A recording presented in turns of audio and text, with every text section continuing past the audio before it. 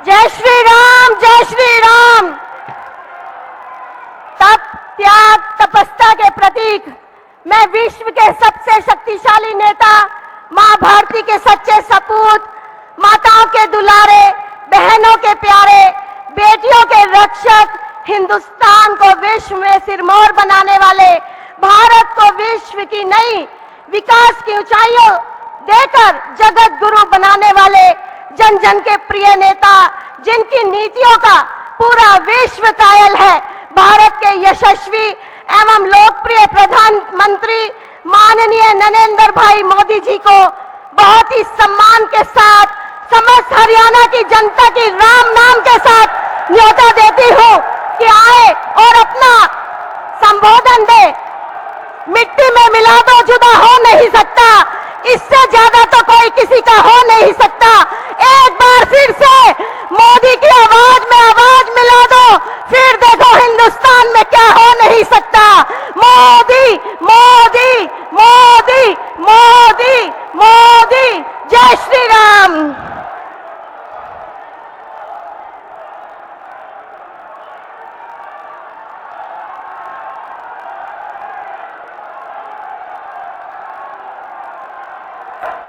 भारत माता की,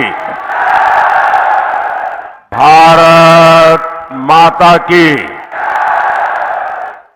आप सभी को मोदी की राम राम।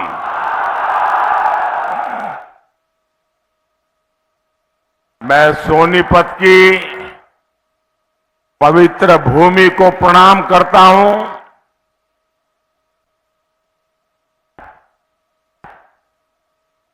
हरियाणा की धरती युद्ध में भी गीता का ज्ञान सुनाती है। जब मुकाबला सत्य और असत्य के बीच में हो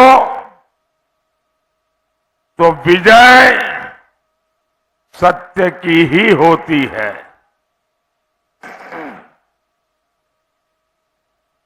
साथियों, 24 के कुरुक्षेत्र में आज एक और देश का विकास है, दूसरी ओर वोट जिहाद है। हरियाणा की जनता जनार्दन, मैं आपसे पूछना चाहता हूं, जब एक तरफ विकास की बात है, दूसरी तरफ वोट जिहाद की बात है, तो कौन जीतेगा?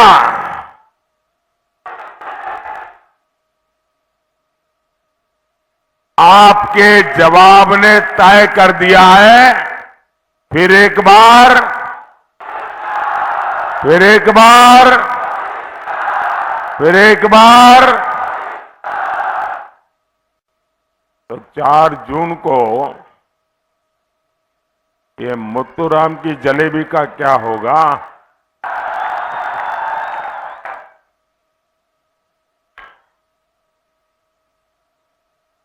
सारी की सारी खाली हो जाएगी।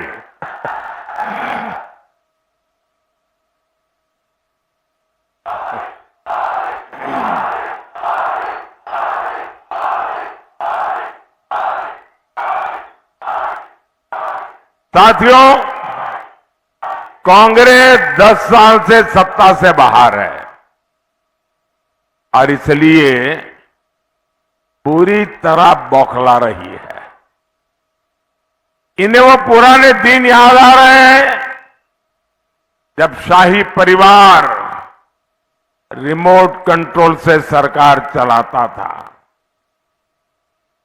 देश की सारी योजनाएं एक ही परिवार के नाम पर होती थी, एक परिवार के सिवाय कुछ नहीं। योजनाओं के नाम पर देश का पैसा कहां जाता था?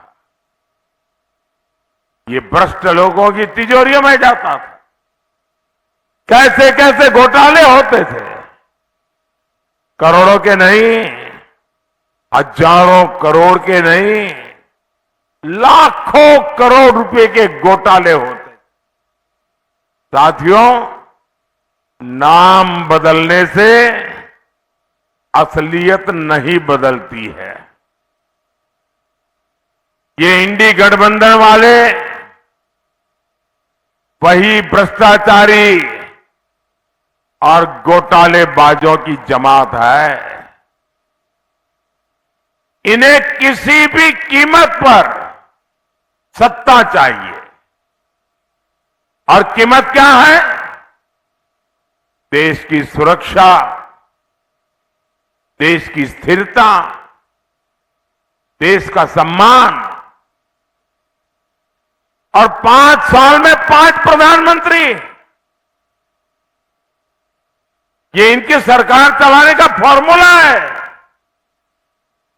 और कल तो इंडिया अलायंस के एक नेता ने मीडिया वालों को भी बताया कि 5 साल 5 प्रधानमंत्री। अब मुझे बताइए भैया, ये 5 साल 5 प्रधानमंत्री से देश का कुछ भला होगा क्या? ये हर साल नया प्रधानमंत्री आएगा तो क्या करेगा? क्या करेगा? 5 साल में 5 प्रधानमंत्री क्या करेंगे? अरे इनसे जरा पूछिए, ये प्रधानमंत्री का पद क्या हमारे मुतराम की जलेबी है क्या?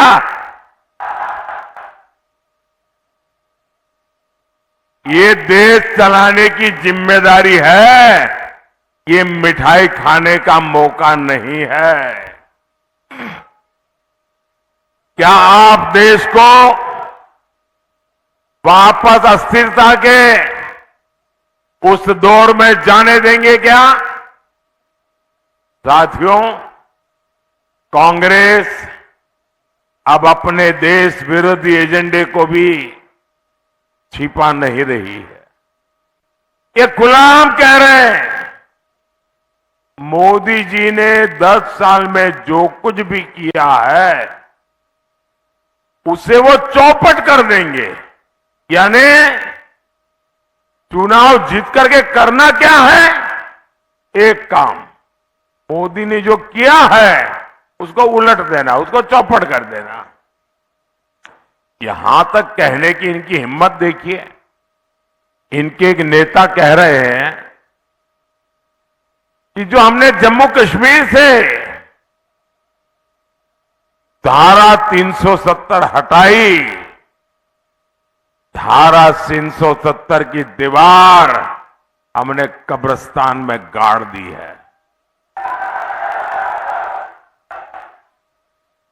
ये कहते हैं कश्मीर में फिर से वो 370 को लगाएंगे, यानी फिर से आतंकवाद को खुली छूट, फिर से कश्मीर में खून खराबा। मैं हरियाणा की वीर धरती से कहना चाहता हूं, कांग्रेस वालों सुन लो,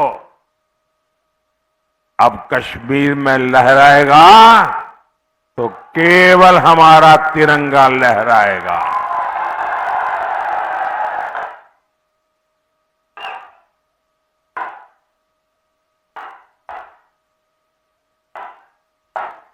और कांग्रेस वाले लिख लो, ये मोदी है,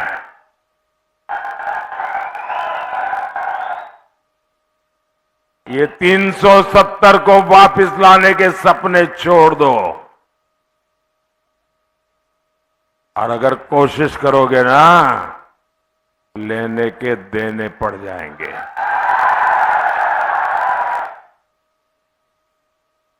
साथियों, आपको याद होगा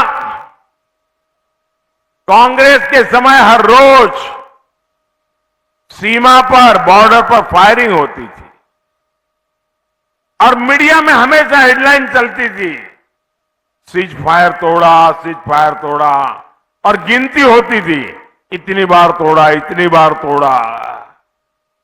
दुश्मन तो वही है, लेकिन हालात बदल गए कि नहीं बदल गए? बदले कि नहीं बदले? ये किसने किया? ये किसने किया? ये हालत किसने बदले? ये गोलियां किसने बंद कराई? ये मोदी ने नहीं, आपके एक वोट ने किया है। आपके एक वोट ने। ये आपके वोट की ताकत है कि दुश्मन की बम बंदूक को भी ताले लग जाते हैं। ये आपके वोट की ताकत है। मोदी ने बस इतना किया, सीमा पर हमारे जो जवान खड़े हैं ना, हमारे हरियाणा के जो छोरे खड़े हैं ना, मोदी ने उनको खुली छूट दे दी। मोदी ने कह दिया अब गोलियां गिनने की जरूरत नहीं है। और आप देखते हैं नतीजा आपके सामने है। लेकिन भाइयों बहनों, मोदी के इन फैसलों से कांग्रेस और इंडी गठबंधन का कलेजा फट रहा है। उनसे पाकिस्तान की हालत देखी नहीं जा रही है। और इसलिए अब कांग्रेस वाले पाकिस्तान के प्रवक्ता बन गए हैं। पाकिस्तान के प्रवक्ता। और कांग्रेस के नेता कह रहे हैं, उनकी तरफ से भारत को धमकी देते। क्या कहते हैं? हमारे सामने देखकर आंखें खोल करके, चुप रहो, चुप रहो, जरा डरो, डरो, डरो। ये पाकिस्तान के पास परमाणु बम है। ये कांग्रेस वाले पाकिस्तान के प्रवक्ता बन करके मुझे आंखें दिखा रहे हैं। बताओ भाई,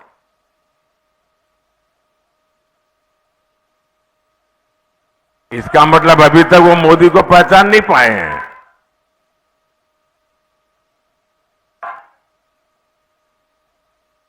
साथियों, आप मुझे बताइए, क्या भारत को पाकिस्तान से डरना चाहिए क्या?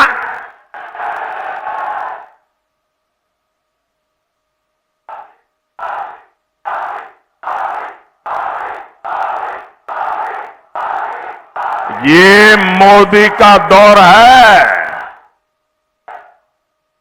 हम घर में घुसकर मारते हैं।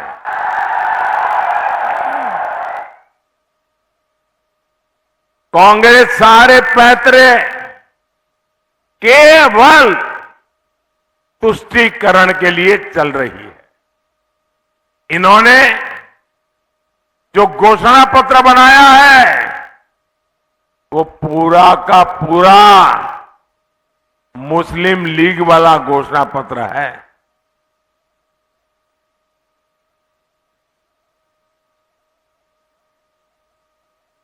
ये कहते हैं वो एक्सरे मशीन, सबका एक्सरे निकालेंगे।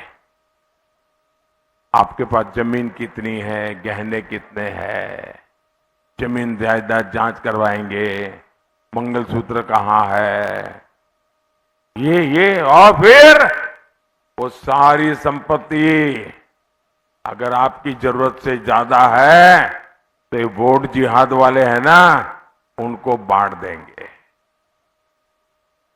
क्या आप अपनी संपत्ति छीनने देंगे? क्या आपकी संपत्ति पर वोट जिहाद वालों को अधिकार करने देंगे? और कांग्रेस के तो प्रधानमंत्री कह चुके हैं, इस देश की संपत्ति पर पहला अधिकार मुस्लिमों का है। मोदी कहता है, इस देश की संपत्ति पर पहला अधिकार इस देश के गरीबों का है।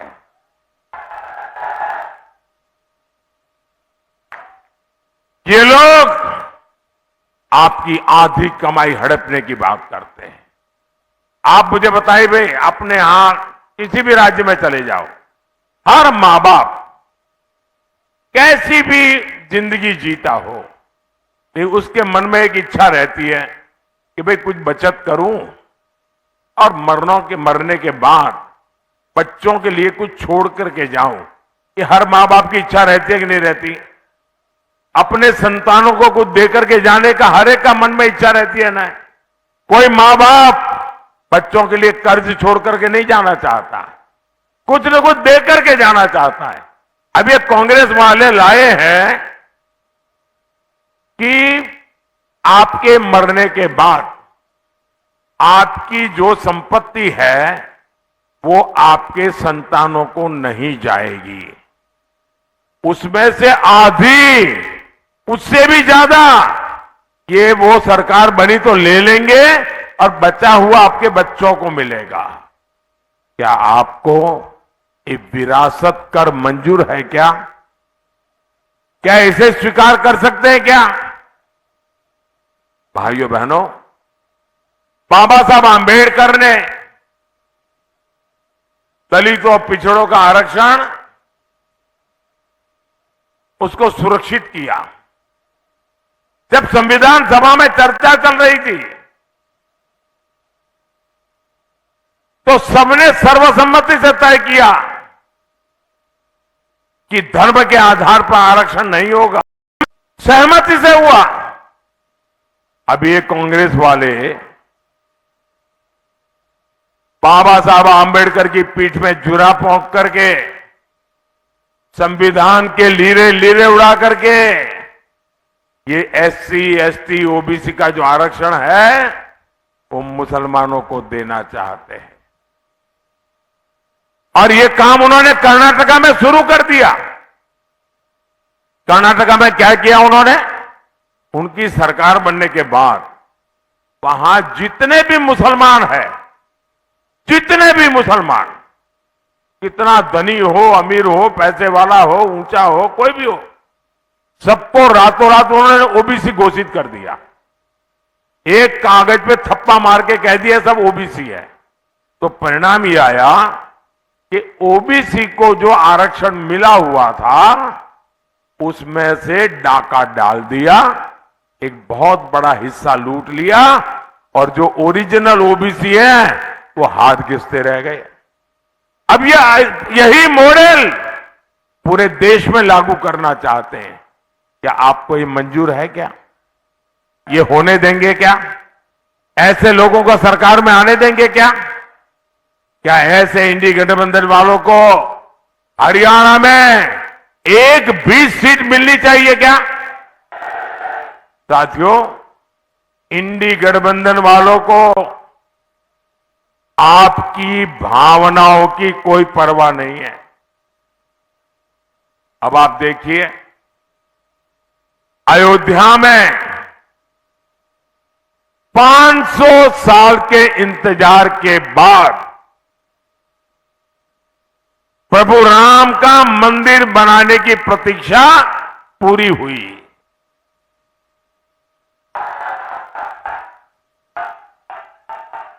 रामलला अपने भव्य मंदिर में विराजमान हुए। आप खुश हुए कि नहीं हुए? आपको खुशी हुई कि नहीं हुई? हर हिंदुस्तानी को खुशी हुई कि नहीं हुई? बोलिए जय श्री राम। अब देश आजाद हुआ, उसके दूसरे दिन ही राम मंदिर बनना चाहिए था कि नहीं बनना चाहिए था? इन्होंने लटकाए रखा, अदालतों में ले गए, अदालतों में भी अड़ंगे डाले। कांग्रेस ने अपने वोट जिहाद वालों को खुश करने के लिए जितनी रुकावटें कर सकते हैं की, उसके बावजूद भी ये राम मंदिर के जो ट्रस्टी हैं वो उदारता पूर्वक उनको निमंत्रण देने गए, उनको न्योता दिया कि प्राण प्रतिष्ठा के कार्यक्रम में आइए, इनकी प्रभु राम के प्रति इतनी नफरत, उन्होंने निमंत्रण को ठुकरा दिया।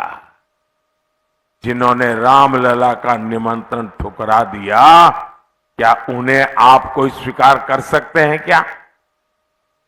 दूसरी तरफ दूसरा उदाहरण, इकबाल अंसारी नाम के व्यक्ति जो जीवन भर राम मंदिर के खिलाफ अदालत में केस लड़ते थे, उनके पिताजी भी लड़ते थे और बाबरी मस्जिद के लिए लड़ते थे, लेकिन जब अदालत का निर्णय आ गया तो उन्होंने कहा अब मेरी लड़ाई पूरी हो गई। और राम मंदिर वाले जब उनको निमंत्रण देने गए तो इकबाल अंसारी जीवन भर हिंदुओं के खिलाफ अदालत में लड़े थे, लेकिन जब राम मंदिर का निमंत्रण मिला तो खुद आकर के वहां बैठे और पूरे कार्यक्रम में हिस्सा लिया। अब एक तरफ है इकबाल अंसारी, दूसरी तरफ है कांग्रेस जो रामलला का निमंत्रण ठुकरा देती है। भाइयों, क्या ऐसी कांग्रेस को कोई स्वीकार करेगा क्या? हरियाणा स्वीकार करेगा क्या? साथियों, इंडी गठबंधन के नेता खुलेआम ऐसी बातें करते हैं। वो कहते हैं राम मंदिर तो बेकार है, और कांग्रेस के एक नेता जो अभी वहां से निकल करके बाहर निकले, उन्होंने कहा कि वहां तो जब अदालत का निर्णय आया तो चर्चा थी कि अदालत के निर्णय को कैसे उलट किया जाए और रामलला को वापस टेंट में कैसे भेजा जाए, उसकी योजना चल रही थी। मैं आपसे पूछना चाहता हूं, क्या आप कांग्रेस और इंडी वालों की जहरीली राजनीति को कामयाब होने देंगे क्या? इन्हें जवाब मिलेगा कि नहीं मिलेगा? साथियों, सरकार जब ईमानदार होती है तो उसका सबसे बड़ा लाभ हमारे नौजवानों को होता है। हमारे हरियाणा के युवाओं के पास पहले भी भरपूर क्षमता थी, लेकिन आज वही युवा खेलों में अपना झंडा गाड़ रहा है। मोदी ने 2014 में सरकार में आने के बाद खेलों का बजट 3 गुना बढ़ा दिया है और मोदी कहता है खूब खेलो, खूब मेडल ले आओ। देश में एक से बढ़कर एक ट्रेनिंग सेंटर बनाने हो, अपने खिलाड़ियों को विदेश में ट्रेनिंग दिलवानी हो, मोदी सरकार खिलाड़ियों को सुविधा देने के लिए एक पैसे का मुंह नहीं देखती है। आज हजारों खिलाड़ियों को टॉप जैसी योजना का लाभ मिल रहा है। इसके तहत हर खिलाड़ी को भारत सरकार हर महीने 50,000 रुपए से ज्यादा दे रही है। ऐसे ही प्रयासों का नतीजा है ओलंपिक्स में भारत ने अब तक सबसे ज्यादा मेडल जीते हैं। एशियन खेलों में तिरंगे की धाक बढ़ी है। यूनिवर्सिटी गेम में हमने रिकॉर्ड बनाया है। साथियों, भारत अभी से 2036 ओलंपिक भारत में लाने के लिए योजना करके काम कर रहा है। आप देखिएगा, कुछ ही साल में भारत में पहला ओलंपिक भी हम होता हुआ देखेंगे दोस्तों, और उसमें तिरंगे की धूम होगी। उसमें हम हरियाणा और सोनीपत के युवाओं को देश के लिए सोना लाते देखेंगे। साथियों, आप लोग मुझे जानते हैं, मैंने सालों तक हरियाणा की रोटी खाई है। यहां की माता और बहनों का मुझ पर कर्ज है। ये कर्ज मोदी अपनी मेहनत से लौटाएगा,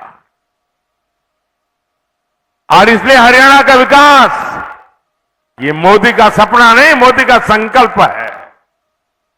जो 60 साल में नहीं हुआ वो 10 साल में मोदी ने करके दिखाया है। आज अकेले हमारे हरियाणा से 12 एक्सप्रेसवे गुजर रहे हैं। 12 एक्सप्रेसवे, इनमें से 4 एक्सप्रेसवे सोनीपत के पास से गुजर रहे हैं। सोनीपत में रेल कोच नवीनीकरण कारखाना बनाए, खरखौदा में मारुति सुजुकी का कारखाना बनाने का प्लांट इस क्षेत्र में रोजगार के नए मौके बनाएगा। जिंद सोनीपत में पीने के पानी की समस्या थी, इसके लिए भाखड़ा से 400 करोड़ रुपए के प्रोजेक्ट मंजूर कर दिया गया है। साथियों, मोदी आपके स्वास्थ्य की भी उतनी चिंता करता है। मोदी ने आयुष्मान कार्ड बनवाकर मुफ्त इलाज की गारंटी भी दी है। मैं ये भी कहना चाहता हूं, 4 जून के बाद मोदी जब तीसरी बार सरकार बनाएगा,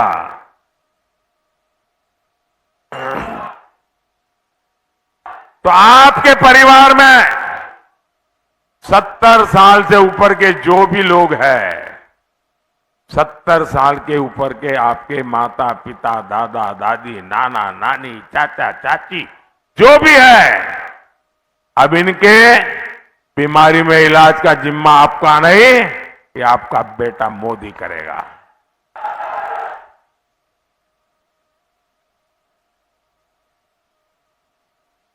बुजुर्ग माताओं बहनों को इलाज की चिंता करने की जरूरत नहीं होगी। साथियों, हमें भारत को मजबूत बनाना है, हरियाणा के सपनों को पूरा करना है। हरियाणा से मोदी को केवल सांसद चाहिए इतना नहीं है, हरियाणा मोदी को हिम्मत, हौसला और आशीर्वाद भी देता है।